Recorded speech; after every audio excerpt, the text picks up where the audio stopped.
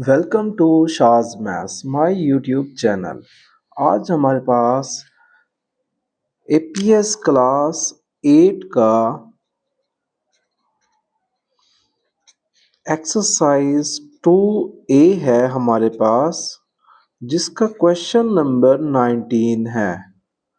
ये हमारे पास financial transaction वाला चैप्टर है, जिसमें एक्सरसाइज 2A का क्वेश्चन नंबर 19 है। क्वेश्चन हम रीड करते हैं।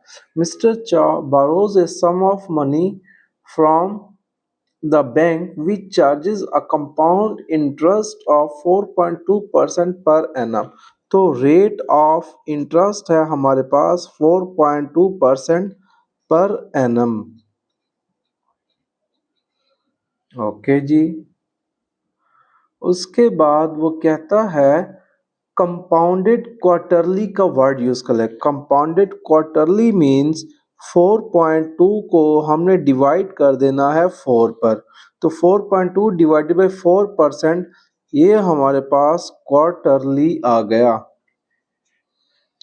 क्वार्टर जैसे होता है और क्वार्टर, अब आपको पता है क्वार्टर क्या होता है कि 1 डिवाइडेड बाई 4 जो होता है ये आपके पास क्वार्टरली होता है, फोर्थ पार्ट जिसको बोलते हैं। अच्छा जी। उसके बाद वो कहता है गिवन दैट मिस्टर चा हैड टू पे $96.60 इन इंटरेस्ट पेमेंट्स। इट मींस हमारे पास अमाउंट ऑफ इंटरेस्ट आ गई जो कि हमारे पास $96.60 है।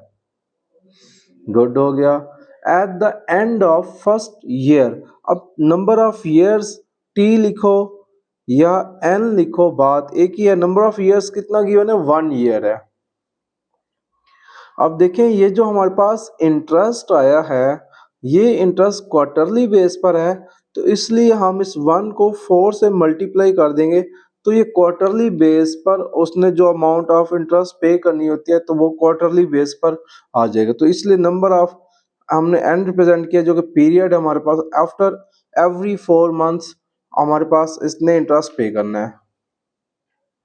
ओके हो गया। उसके बाद चलते हैं find the original sum of money borrowed. Original sum of money को हम पी से रिप्रेजेंट करते हैं, जो कि उसने बोरो किया, ये हमने फाइंड करना है। Giving your answer correct to the nearest cent. Nearest cent में हमने अपना आंसर देना है। ओके जी। तो हम यहाँ पर अपना सॉल्यूशन स्टार्ट करते हैं।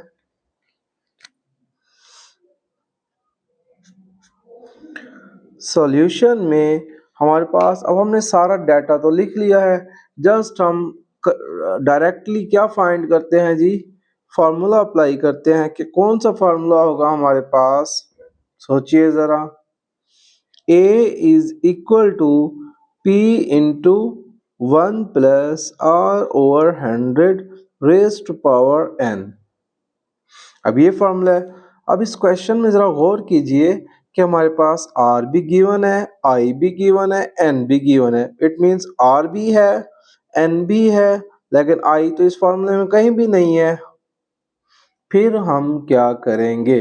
तो फिर हम अमाउंट को चेंज कर लेते हैं उसके दूसरे फार्मूले में। आपको पता है अमाउंट का फार्मूला क्या होता है? A is equal to P plus I।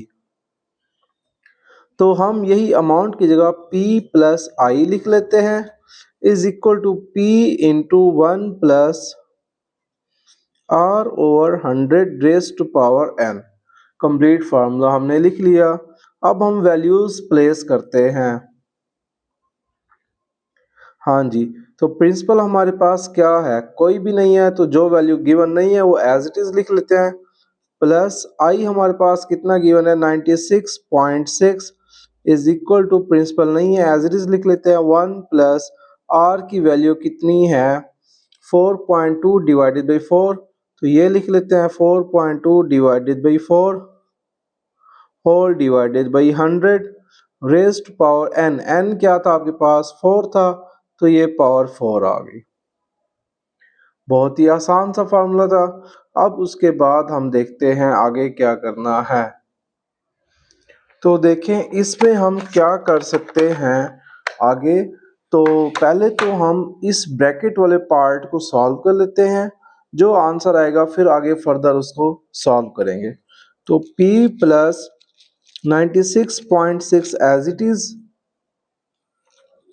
ये वाला p भी एज इट इज। अब इस सारी टर्म को हम लिख सकते हैं 1 प्लस 4.2 डिवाइडेड बाई ये 400 के साथ मल्टीप्लाई होके 400 आ गया रेज टू पावर 4। इस सारे को सॉल्व करने लगे कैलकुलेटर पे। देखें जी, इसको कर दो ऑन। 1 प्लस 4.2 डिवाइडेड बाई 400, ये आंसर आ गया। जो आंसर आ गया उसकी हमने पावर लेनी है क्या? आंसर की पावर लेनी है। बार बार यही कंफ्यूजन होती है मुझे इसमें। ये रहा। अच्छा जी, तो आंसर की पावर 4 लिखा तो हमारे पास p इंटू क्या आ गया 1.0426। इधर से p प्लस 96.6 था।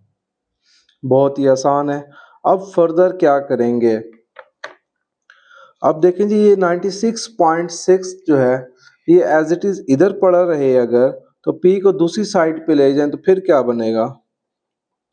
96.6 एज इट इज पड़ा हुआ है हमारे पास, is equal to p into 1.0426। ये वाला राइट साइड पे एज इट इज पड़ा हुआ है, और ये जो p है इक्वेशन की दूसरी साइड पे जाके माइनस का p हो जाएगा। मैं इसको हाईलाइट कर देता हूँ। ये वाला जो p है इसको हम इक्वेशन के दूसरी साइड पे ले गए, यहाँ पर आके ये p माइनस में हो गया। अब इन दोनों में से क्या कर सकते हैं हम? ये सारी की सारी इधर भी p है इधर भी p है, तो दोनों में से p हम अगर कॉमन ले लें तो यहाँ पर क्या बचा मेरे पास 1.0426 माइनस 1। इन दोनों में से हमने p कॉमन निकाले जो कि हमारे पास यहाँ पर आ गया। बहुत ही सिंपल है। अब p तो एज इट इज है, ये 96.6 भी एज इट इज है। अब हम क्या करेंगे? अब हम करेंगे जी 1.0426 माइनस 1। ऑटोमेटिकली ये हमारे पास आ जाएगा 0.0426। अब देखें, हमें p की वैल्यू चाहिए थी, ये क्वेश्चन मार्क p है, तो p की वैल्यू क्या करेंगे? ये वाली सारी टर्म दोनों साइड पर हम डिवाइड कर देते हैं। इधर भी 0.0426 पे डिवाइड, इधर भी 0.0426 पे डिवाइड। ओके जी, देखते हैं हम क्या आता है। 96.6 डिवाइडेड बाई आंसर, तो ये हमारे पास आ गया 2267.60 56 इज इक्वल टू p। ये साइड इस साइड से कैंसिल। अब हम देखते हैं हमारे पास क्या रिजल्ट आता है। चलें जी, तो अब हमारे पास उस क्वेश्चन में उसने पूछा था कि 2267.6056, ये तो हमने निकाल लिया, लेकिन क्योंकि उसने क्वेश्चन में बोला था कि आपने प्रिंसिपल फाइंड करना नियरेस्ट सेंट में, तो नियरेस्ट सेंट में हमारे पास क्या आता है 2267.60। तो ये हमारे पास एक प्रिंसिपल होगा जो कि हमने फाइंड करना था नियरेस्ट सेंट में। हमारे पास नियरेस्ट सेंट में कुछ स्टूडेंट्स का यहाँ पर आंसर वेरी करेगा। उसकी रीज़न ये है कि हमारे पास ये राउंड ऑफ की वजह से आंसर वेरी करता है। सम टाइम कुछ स्टूडेंट 0.0427 कर देंगे तो उस बेस पर 64 आ जाएगा या 62 आ जाएगा, तो इस पे कंफ्यूज नहीं होना, ये जस्ट एक राउंड ऑफ की वजह से होता है। कुछ स्टूडेंट्स का यहाँ से 4.2 डिवाइडेड बाई 4 से राउंड ऑफ होगा, तो इट डजेंट मैटर, कन्फ्यूजन की कोई इसमें बात नहीं है। जस्ट आपको ये पता होना चाहिए कि ये हमारे पास फार्मूला कौन सा है, p plus I is equal to p into 1 plus r over 100 raise power n। n इसमें आपके पास 4 है, और इसमें आपके पास 4.2 डिवाइडेड बाई 4 है। बाकी सारी आपने कैलकुलेशन करनी है तो आपके पास प्रिंसिपल आ जाएगा। ये तो था हमारे पास क्वेश्चन नंबर 19। क्वेश्चन नंबर 19 के बाद हम आते हैं अगेन वापस अपने क्वेश्चन की तरफ, जो कि अब हमारे पास होगा क्वेश्चन नंबर 20। क्वेश्चन नंबर 20 तो बहुत आसान है। Let's solve the question. Question number 20 की स्टेटमेंट में पढ़ता हूँ। क्वेश्चन नंबर 20 में जॉन वाला ये क्वेश्चन है। अच्छा जी, John invest $800 at 12 whole 1/2% per annum compounded interest compounded monthly. What is the amount of interest at the end of the first year. बहुत आसान। जॉन ने इन्वेस्ट किए, कितने इन्वेस्ट किए जॉन ने? $800। तो जॉन की इन्वेस्टमेंट $800 लिख लिया हमने। ओके हो गया। तो उसके बाद रेट ऑफ इंटरेस्ट हमारे पास है 12 whole 1/2%। 12 to the 24 plus 125/2%। Per annum में कंपाउंडेड इंटरेस्ट, अच्छा मंथली का वर्ड उसने यूज किया है, कंपाउंडेड मंथली है, तो हम इस 25 को 2 मल्टीप्लाइड बाई 12 कर लेंगे, क्योंकि आपको पता है 1 ईयर में 12 मंथ्स होते हैं, इस वजह से हमने 12 से मल्टीप्लाई करा दिया, तो ये 25 डिवाइडेड बाई 24% आ गया। क्लियर? ओके हो गया।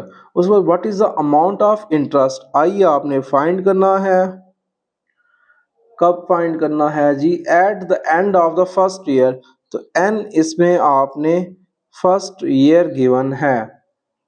एन कितना गिवन है? First year. अब आपको पता है यहाँ पर आपने जो रेट ऑफ इंटरेस्ट अप्लाई किया है वो कौन सा था? मंथली था। अगर रेट ऑफ इंटरेस्ट मंथली था तो इट मीन्स हम ईयर को भी कन्वर्ट करते हैं मंथली में, तो आफ्टर 12 मंथ्स जो है ना वो इंटरेस्ट पे करता रहेगा। ओके हो गया। अब आपके पास अगेन वही हम फार्मूला अप्लाई कर देंगे। एक ही फार्मूला हमने पूरी एक्सरसाइज में रिपीट किया है। कौन सा फार्मूला है जी? सोचिए, अपने माइंड पे जोर दीजिए, क्योंकि मैथमेटिक्स आती है हमेशा सोचने से और करने से, बार बार करने से। बार बार मिस्टेक्स होंगी, फिर करेंगे, फिर मिस्टेक्स होंगी, फिर करेंगे, फिर मिस्टेक्स होंगी, तो अल्टीमेटली आ ही जाती है। चलें फार्मूला लिखते हैं। A is equal to P into 1 plus R over 100 raised power N। A हमारे पास क्या है? ओहो, A तो सोचना पड़ेगा क्या है। A नहीं है तो पहले A फाइंड कर लेते हैं हम। A एज इट इज लिख रहा, प्रिंसिपल हमें 800 गिवन था, इंटू 1 प्लस R हमें 25/24 है हमारे पास, डिवाइडेड बाई ये 100 हो गया, whole raise to power n है। तो n इस सिनेरियो में हमारे पास कितना है? 12 है। बहुत ही आसान। अब यहाँ से a की वैल्यू फाइंड कर लेते हैं हम। a is equal to 800 into 1 plus 25 divided by 2400 raise to power 12। a is equal to, अब इस सारी कैलकुलेशन हम कैलकुलेटर से करेंगे, इतना भी जहन पे जोर नहीं देना। कैलकुलेटर टेक्नोलॉजी का यूज करें, एआई का यूज करें, जिंदगी आसान करें। 1 प्लस 25 डिवाइडेड बाई 2400। ओहो, ये आंसर आ गया। जो आंसर आता है उसका क्या करेंगे हम? पावर कितनी है? 12, तो ये पावर 12 आ गया। इसका भी जो आंसर आता है उसको हमने मल्टीप्लाई कराना है 800 से, तो $905.93 हमारे पास इंटरेस्ट अमाउंट आ गई। अब हमने फाइंड क्या करना था? फाइंड हमने अमाउंट ऑफ इंटरेस्ट करना था। तो आई के लिए फार्मूला कौन सा होता है? I is equal to A minus P. अब मैं आपको रियलिटी बताऊं ना, तो मैथमेटिक्स में जस्ट आपको ये फार्मूले याद करने हैं और टेक्निक याद करनी है कि क्वेश्चन सॉल्व किस तरह से होता है। उसके बाद कैलकुलेशन तो सारी की सारी आजकल कैलकुलेटर पे हो जाती है। चले, ए हमारे पास 905.93 आ गया, माइनस पी हमारे पास 800 है। यहाँ से हमारे पास आई की वैल्यू आ जाएगी। देखते हैं आई की वैल्यू क्या आती है। अच्छा 905.932 एटसेट्रा, इतनी बड़ी वैल्यू हमें ऑलरेडी गिवन है। इसमें से हम क्या कर देंगे, 800 माइनस कर देंगे, तो 105.9328 ये हमारे पास इंटरेस्ट की वैल्यू आ गई।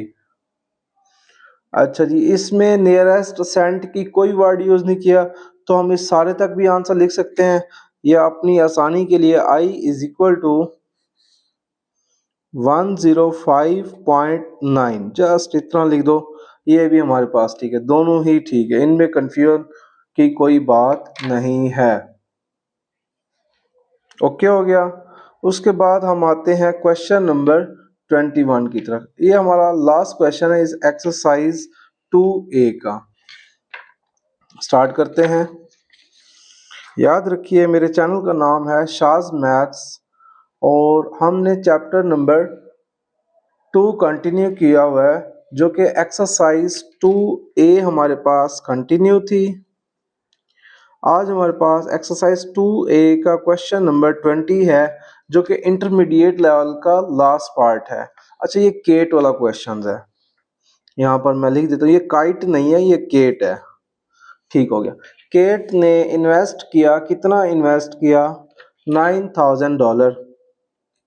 तो प्रिंसिपल हमारे पास आ गया $9,000। केट अच्छा एट 2% पर एनम, रेट हमारे पास है 2% पर एनम। आगे क्या करना है, कंपाउंडेड इंटरेस्ट, कंपाउंडेड डेली। अब इसमें डेली का वर्ड यूज हुआ है। अच्छा जी, उसके बाद what is the amount at the end of third day. एन आपके पास कितना है जी, थर्ड डे है। ओके हो गया। उस what is this amount, amount find करनी थी, तो ए इज इक्वल टू क्या है, क्वेश्चन मार्क। चलें जी, अब देखते हैं इसमें क्या चीज है। मैं स्टेटमेंट दोबारा पढ़ता हूं। Cat invest $9,000 at 2% per annum, compounded interest, compounded daily. अब डेली है तो 2 को मैं 365 पे डिवाइड कर देता हूं, और यहाँ मैं आपकी आसानी के लिए लिख लेता हूँ डेली। अब हमें कैसे पता चला डेली है, इसने बुक पे क्वेश्चन में ही गिवन कर दिया है 1 year is equal to 365 days. जिंदगी हमारी आसान उसने पहले ही कर दी है। अब सारी वैल्यूज गिवन है, जस्ट हमने फार्मूला अप्लाई करना है।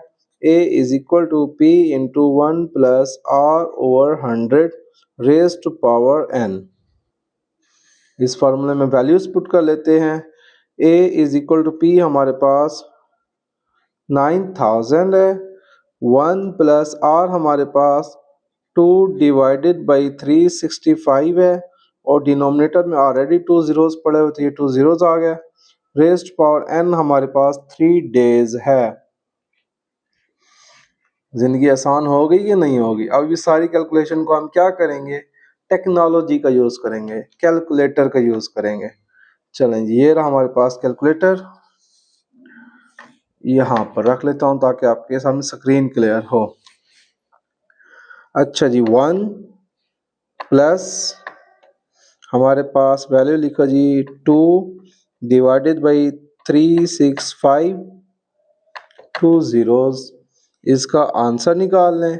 जो आंसर आया उसकी पावर कितनी है, 3 है, ये पावर 3 आ गई। जो आंसर आया उसको हमने मल्टीप्लाई कराना है, किससे मल्टीप्लाई कराना है जी, 9,000 से। तो ये हमारे पास 9,000 आ गया। तो फाइनल आंसर आ गया जी क्या, a इज इक्वल टू 9,001.47। आगे 95 भी है, उस पे मैं नहीं जा रहा क्योंकि इसने मेंशन ही नहीं किया सेंट वगैरह।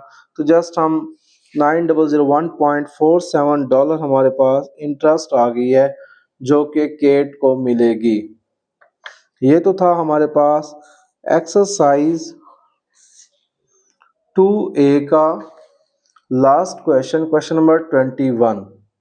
मेरा चैनल शाज मैथ्स देखते रहिए, और अगर कोई कंफ्यूजन है, कोई कंसेप्ट समझ नहीं आ रहा तो कमेंट सेक्शन में लाजमी बताइए, और आप अपनी सजेशन भी दे सकते हैं मज़ीद इम्प्रूवमेंट के लिए।